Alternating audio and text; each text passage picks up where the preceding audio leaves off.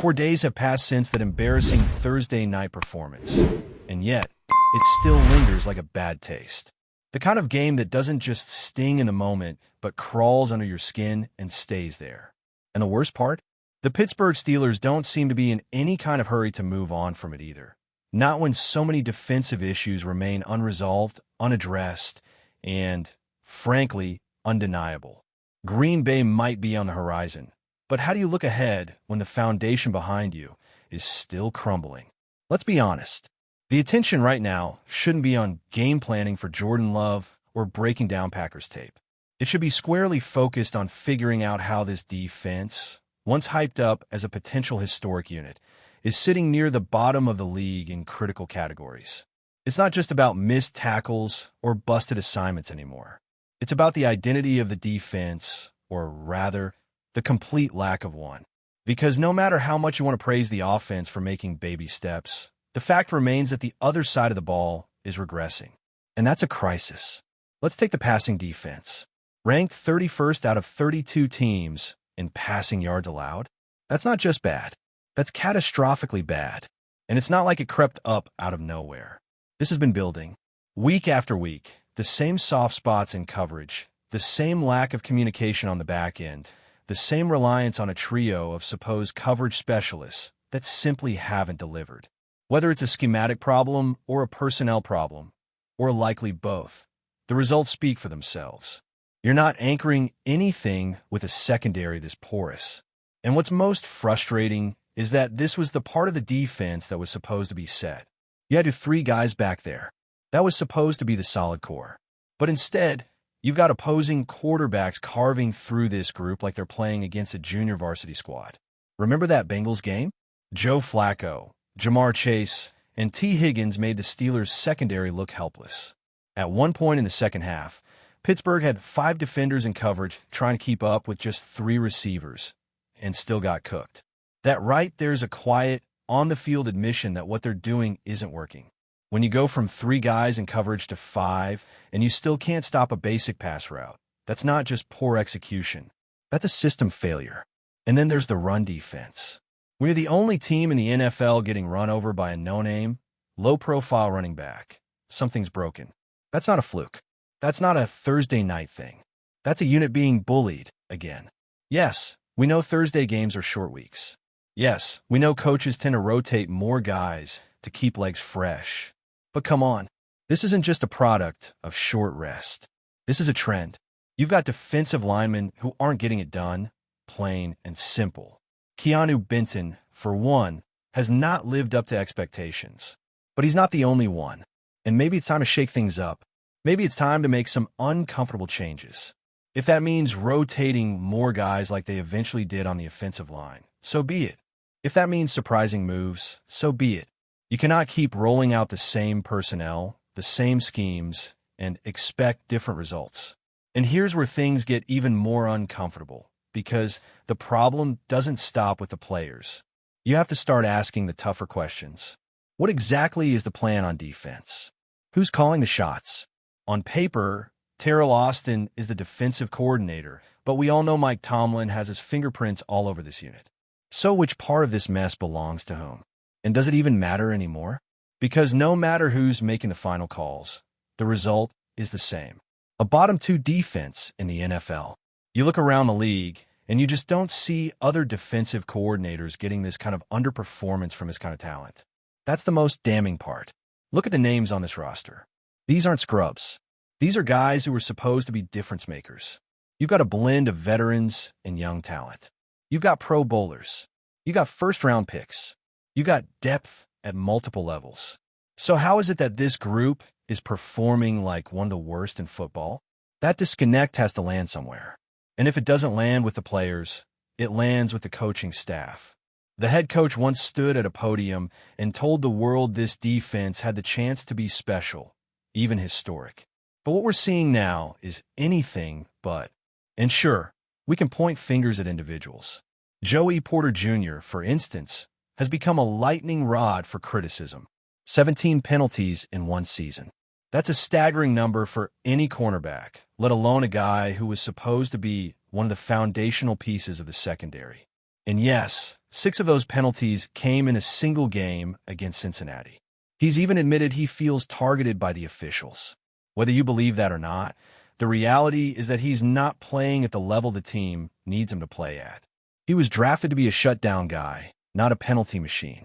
And when you watch him miss tackles or get beat in one-on-one coverage, it becomes even harder to defend his spot. But again, it's not just about one player. It never is. This defense has multiple guys underperforming. And it's not like the team is oblivious to it. They've seen it. They've watched the film. And yet, the response feels tepid. Conservative. Like they're hoping it all just works itself out with time.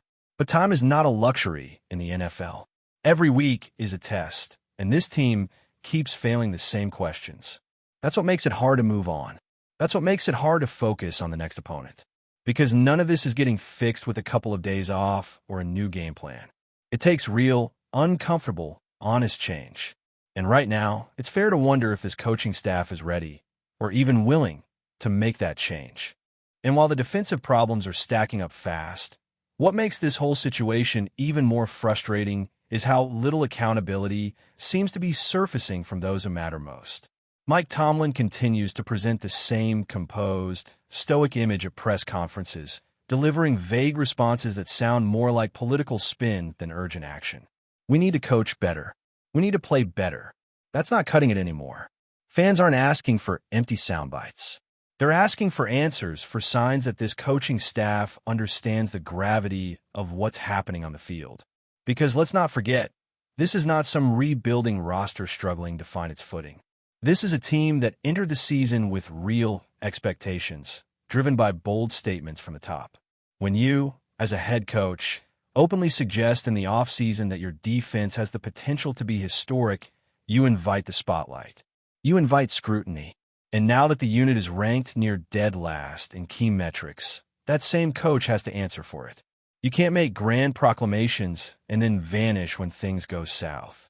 What adds to the weight of it all is the undeniable gap between what this defense should be and what it actually is. On paper, it's not hard to see the appeal. You've got a highly touted young corner in Joey Porter Jr. You've got TJ Watt, arguably one of the best edge rushers of this era. You got a core of experienced, physical players who are supposed to set the tone. And yet, all that talent is being wasted under a scheme that looks stuck in neutral. And that brings us right back to the structure. If Terrell Austin is the one running the defense, then his seat should be on fire. If Mike Tomlin is the one with the final say, then his defensive identity, the thing he's long been praised for, has to be questioned. You don't end up 31st in pass defense and middle of the pack in points allowed without something fundamentally flawed in your approach. This is not about a couple of bad games. This is about an ongoing collapse with no end in sight unless something breaks the cycle. And yet, we're not seeing that moment of reckoning. We're not seeing lineup changes that shake things up. We're not seeing game plans tailored to the weaknesses that continue to show up week after week. It's like this staff is hoping they'll just play out of it. But how many more weeks can you afford to let that happen before the season spirals out of reach? The AFC is too competitive, the schedule too unforgiving, to simply cross your fingers and wait for improvement to magically appear. Take Joey Porter Jr.'s case again. The penalties are one thing, and yeah, maybe some of them are questionable. But what's not in question is the lack of consistency. He's had games where he looks like the future of the position, long, fast, physical, and then there are games where he disappears or worse, hurts the team. The coaches need to figure out what's going wrong in his technique or usage. Is it coaching? Is it mental? Is it a mismatch between skill set and scheme? And if you don't know, why is he still out there every down? There's also a bigger philosophical issue at play. This coaching staff still acts like they can dominate games with a defense-first approach. That might have been true 5 years ago. It might have even worked in stretches last season. But in today's NFL, if you don't have a dynamic offense, your defense better be airtight. And the Steelers isn't. It's leaking in every phase: coverage, tackling, gap assignments, even effort at times. You can't win low-scoring slugfests if your defense can't get off the field. That's why it's so concerning to see almost no evolution in their defensive identity. The rest of the league is adapting. Offensive minds are constantly cooking up ways to exploit tendencies, and the best defensive coordinators are staying one step ahead. But the Steelers feel stuck in a loop, playing the same zone coverages, sending the same pressure packages, leaning on the same assumptions that used to work but don't anymore. Even the players look frustrated. You can see it in their body language. The heads dropping after big plays allowed. The miscommunication between the linebackers and safeties. The moments when a guy looks around like he's expecting help that never arrives. That's not a one-off problem. That's a unit that doesn't fully believe in what it's being asked to do. And when belief fades, so does performance. No amount of talent can overcome a scheme that's broken or a message that's gone stale. This isn't a roster that lacks players. This is a team that lacks direction. And when that happens, when it becomes clear that coaching isn't enhancing what's available but limiting it, then changes have to be on the table. Not in January. Now. And let's stop pretending like this is just about one or two players not pulling their weight. Yes, some individuals have struggled, but the system itself is flawed. How many times do we have to watch teams pick apart this zone coverage with simple route concepts before someone decides it's time to mix things up? How many times are we going to see running backs break into the second level untouched because defenders are out of position or being asked to do too much? And the truth is, we've already seen what it looks like when the Steelers recognize a problem and take bold steps to fix it. The offensive line, for instance, was a mess early in the season. They didn't wait until it was too late. They rotated, they experimented, they brought in new combinations. It wasn't always pretty, but they showed urgency. That same urgency is missing on the defensive side. It's like the staff is frozen, afraid to admit that their blueprint is flawed. But here's the harsh reality. The clock is ticking. Every week you refuse to adapt is a week closer to falling out of playoff contention. Every snap with a broken defensive setup is a snap where the season slips further away. And the fans see it. They're not stupid. They know when a team is just going through the motions. They know when coaching is dragging a roster down instead of lifting it up. So, while the attention might shift to the Packers this week, the real focus needs to stay internal. The biggest opponent the Steelers face right now isn't Green Bay. It's themselves. It's the refusal to evolve, the unwillingness to be bold, the stubborn belief that doing the same thing harder is somehow going to lead to better results. It won't. Not in this league. Not anymore. But before we dive in, don't forget to subscribe to Steelers Nation Central and hit the like button on this video. Your support helps us keep bringing you the latest updates on the Pittsburgh Steelers. And don't forget to share your thoughts on the news in the comments below. Whispers are swirling through Pittsburgh, and the latest rumor has the Steelers making a bold, youthful move that could shake up their defense. According to sources close to the team, MICHAEL BARRETT, a young and electrifying talent, is reportedly set to join the Steelers roster. While nothing has been officially confirmed, insiders suggest this signing could be the start of a high-energy transformation in Pittsburgh's defensive lineup. Barrett, known for his relentless speed and instinctive play, has been turning heads in training camps and private workouts. Analysts describe him as a player with the kind of raw athleticism that can immediately impact the field, the kind of spark a team like Pittsburgh desperately craves after a series of middling defensive performances. Fans are already buzzing at the thought of Barrett donning black and gold, envisioning him chasing quarterbacks and making game-changing tackles that could turn the tide in crucial moments. The Steelers have always been a team with a storied defensive identity, and Barrett's potential arrival fits the narrative of blending youth with experience. Some insiders speculate that Barrett could be groomed to play multiple roles, from a coverage specialist to a dynamic presence in blitz packages. It's a gamble, sure, but one that could pay off spectacularly if the young athlete lives up to the hype. Meanwhile, whispers in the locker room hint at mixed reactions among current veterans. Some see Barrett as a breath of fresh air, a player who could ignite competition and elevate everyone's game. Others are wary of unproven talent stepping into a high-pressure environment. Still, the excitement in Pittsburgh is palpable.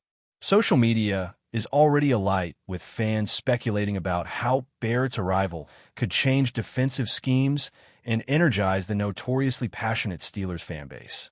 Whether this is a clever strategic move or a headline-grabbing rumor, one thing is certain.